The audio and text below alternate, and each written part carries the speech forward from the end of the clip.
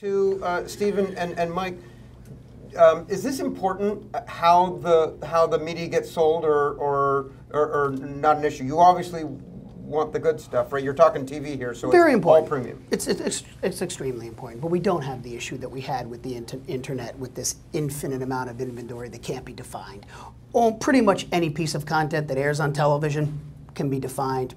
People know what it is. We issue the same television buying guidelines with an addressable campaign as we do with any other national television campaign, so they're not going to run anywhere that they can't be. There's not unlimited flexibility to pick and choose, but there's less and less concerns about the content. As it goes to the price and the auction, any smart addressable marketer knows how much he or she should pay for a particular segment if they've done this already before, because they know what the return is and they know what it costs them to get the return. So I agree with what was just said, that I believe the majority of this is going to be in a private marketplace as opposed to an auction. Yeah, and I'd agree. I think the bidded marketplace for television today, you have to remember, television's got a 50-year, 60-year history. Those clients have pricing that's built into that history. Right.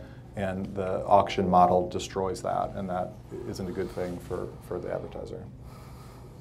So Mike mentioned something earlier that's extremely, extremely important, and that is this notion of attribution. So great. In theory, we're talking about one-to-one targeted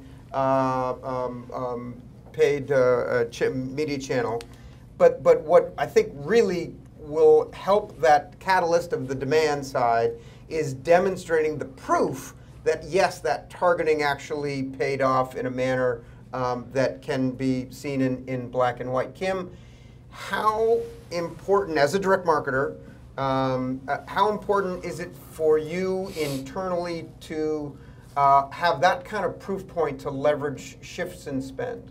Well, first I do have to say we're not just a direct marketer. My Right, boss would probably have a heart attack if I was referred to as just a direct marketer. Because I'm technically on the brand side. But it's very important because the beauty of data is that you can get very granular. The curse of data is that you can get very granular. Right. And so when we're using these kinds of technologies, it's very important for us to be able to track back. We're very lucky because we're using our own lists, so we're able to actually track back up to the acquisition, which is really great. So where we can, it's very important. It's becoming more of a challenge for the non-addressable kinds of media to be able to give ROI. So for us, this was a win-win. We did great on both of our upper funnel awareness metrics as well as down the funnel on some of the acquisition metrics. Mike, Steve, how do you guys work with your clients in terms of the kind of data they're looking for to prove attribution? Well, I'd say that television's been sort of the last holdout in that space, right? There's a lot of attribution work that's been done with digital media because it's been available. And I think this type of data that we have now in the television space allows us to bring in television into that mix and get a full picture across all media, not just television in a silo or digital in a silo, but looking at true attribution across all touch points. Right. Our biggest challenge, and that's with this, is more to show that the premium for the addressable was worth, what we brought in from the premium versus the addressable was worth that premium versus, okay, I'm a national buy, I'm going to get this many people anyway. Right. That's been that is our biggest challenge. And that's one of the most important parts of this discussion. Three things need to happen before any addressable campaign gets executed. The target has to be defined. The math has to be done, to Kim's point. We have to determine that the price paying the premium for that segment is actually more efficient than buying the big broad demo and absorbing the waste. So once that math says it works, then the third thing needs to happen is what's the metric for performance? How are we going to calculate the ROI, and what is that ROI determined as? Once those three things are done and agreed upon, the campaign launches. If we don't do those three things, it falls apart. Simple. Simple. I think so. Mike, do you sell effectiveness or efficiency? So to be honest with you, every advertiser looks at it a little bit differently, but most of them gravitate towards a sale or a new customer.